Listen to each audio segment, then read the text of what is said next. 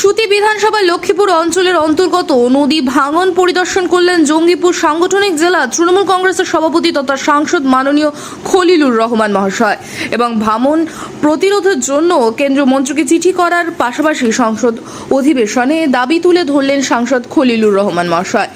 পাশাপাশি আজকে এই ভাঙন পরিদর্শনে উপস্থিত ছিলেন সুতি বিধানসভার বিধায়ক ইমানি বিশ্বাস মহাশয় ও সভাধিপতি রুবিয়া সুলতানা মহাশয় সহ ব্লক ও অঞ্চল নেতৃত্বগণ। ওই জায়গাটা তো পাইনি, বড় লোক এই জায়গাটা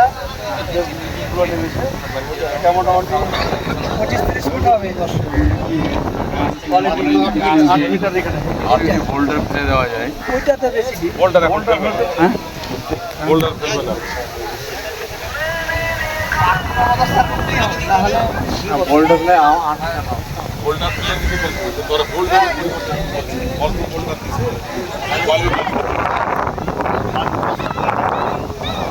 পানি বস্তা গেলে